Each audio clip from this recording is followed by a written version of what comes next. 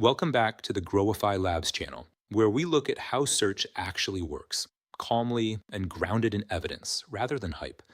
Today, we're answering a question a lot of people search for, and very few answer honestly. What is black hat SEO, and does it still work in 2026? Here's the short version. Black hat SEO is any practice that tries to manipulate a search engine's rankings in violation of that engine's guidelines. Not aggressive SEO, not clever SEO, manipulation that breaks the stated rules. The line is not about how hard you push, it's about whether you're deceiving the search engine or the user to get there. We've operated across the full spectrum of this industry, so this isn't theory for us. We're going to walk through 6 of the most common black hat techniques, explain how each one is supposed to work, and then be straight about what actually happens to the sites that use them. Consider this a field guide for recognizing these tactics, whether you're being pitched one by an agency or you've inherited a site that's already been through it. This is a how not to. Let's get into it. The first technique has exploded with AI, scaled content abuse. Some people call it AI washing. It's the mass production of low-value content, hundreds or thousands of pages, built to blanket a set of keywords rather than to help anyone. The mechanic is simple. Point an AI tool at a keyword list, generate at volume, publish without editing, review, or any real expertise added. The bet is that sheer coverage will capture rankings before anyone notices the pages are hollow. Here's the part that gets misreported, so listen carefully. Google does not penalize content for being AI assisted. Its own spam policy is explicit that this applies no matter how the content is created. The target is not the tool, it's the outcome. Many pages generated primarily to manipulate rankings and not to help users. And in April 2025, Google went further, updating its quality rater guidelines to flag AI-generated main content that lacks genuine value. The line is clean. AI that helps a reader is fine. AI at scale with no oversight is a violation.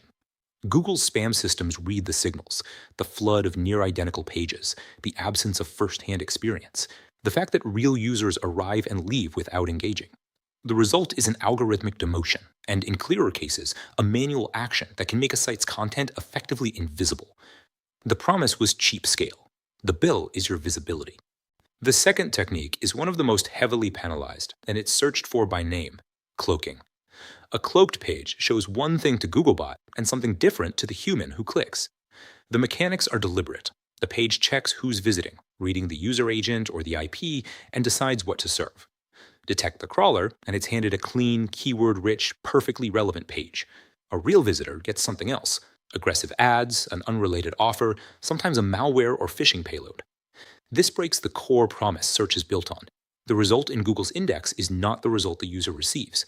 That's why cloaking so often draws a manual action from a human reviewer, rather than a quiet algorithmic nudge, and manual actions can remove a page or an entire site from search results. Recovery means removing the deception entirely, and then filing a reconsideration request to prove it. It's a slow road back from a fast trick. The third technique attacks the backbone of ranking: links. A private blog network, a PBN, is a set of websites built for one purpose: to link to a single money site and fake the appearance of earned authority. Here's how it's assembled. An operator buys expired domains that still carry some residual authority from their former lives, puts thin sites on them, and points links back at the target. For a while, the money site can look like it's earning trust from across the web, but the footprints are hard to hide. Shared hosting, overlapping registration patterns, link timing that no natural profile would produce, and Google systems are built specifically to find them. When a PBN is caught, 2 things happen.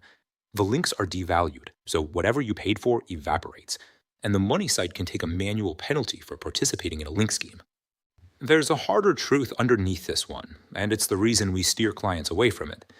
Google has been explicit. The ranking boost gained through spammy links is permanently withdrawn.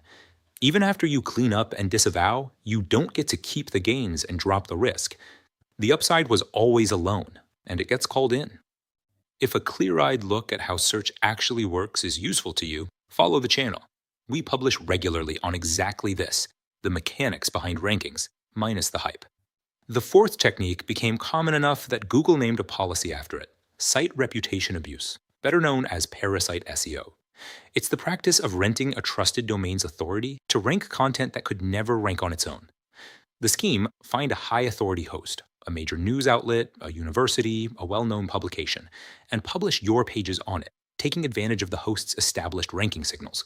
The content borrows the host's credibility and can rank for competitive terms almost immediately.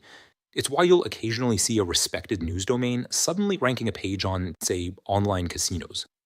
Here's the part Google tightened, which matters if you work in a regulated space. The policy now says this is a violation, regardless of whether there's first party involvement or oversight of the content. In plain terms, it doesn't matter if the publisher agreed, got paid, or reviewed it. If third party pages are there to exploit the host's ranking signals, that's the violation. No commercial arrangement launders it. The sting is that it's not only the parasite content that's exposed. The host domain, the trusted site being borrowed, can take a penalty against its own hard-won rankings, which is exactly why serious publishers have started policing what gets published under their name. The fifth technique deserves its own place because people search for it directly: expired domain abuse. Google's own definition is buying an expired domain and repurposing it primarily to manipulate rankings by hosting content that provides little to no value to users. You've seen the outcome, even if you didn't know the cause. A domain that was once a beloved local institution or a defunct nonprofit quietly reappears as something completely unrelated. Google's own example is vivid: casino-related content on a former elementary school site.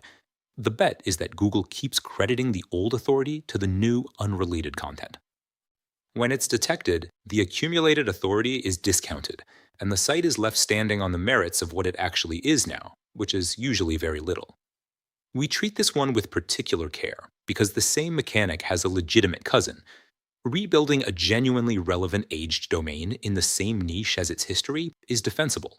Topical alignment is the qualifying line. The difference between the gray version and the black version is intent and relevance, and that's the whole line. The sixth technique is a straight bait and switch. A sneaky redirect sends the user to a page other than the one they clicked. Doorway pages are clusters of thin, near-identical pages built only to catch keyword traffic and funnel it elsewhere. The redirect version: a page is optimized to rank for something reasonable, best budget laptops. Google indexes it, and the moment a real person clicks, hidden code fires them off to something unrelated, often a gambling or offer page. The doorway version scales the same idea sideways. Google's own example is multiple pages or domains targeted at specific regions or cities that funnel users to one page. Plumbers in New York, plumbers in Boston, on, none of which offer anything unique. Both are explicit guideline violations because both waste the user's click. Penalties come fast. Sneaky redirects can get pages pulled from results.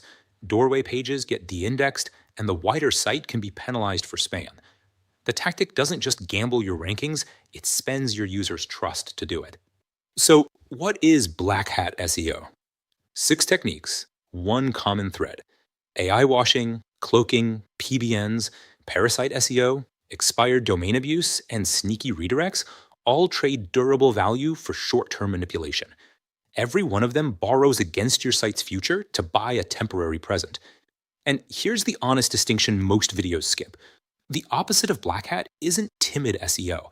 There's a wide, legitimate spectrum. Genuinely white hat at one end, defensible gray in the middle, where you can compete hard and still build something that survives an update.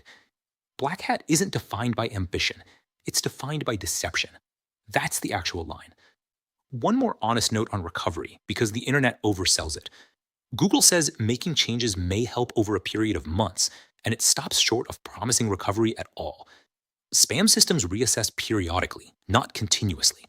So the real cost of these techniques isn't just the drop. It's the months you spend climbing back, if you climb back. The practical takeaway: if you're evaluating an agency and you hear guaranteed #1 rankings, or you get a vague non-answer when you ask how the results are produced, treat both as warnings. Durable search visibility is earned, it's evidence-led, and it's a long game, a marathon, not a sprint. Thanks for watching. If this was useful, follow the channel. We publish on how search really works multiple times a week, and we genuinely like to hear your take in the comments. If there's a technique you want us to break down next, tell us.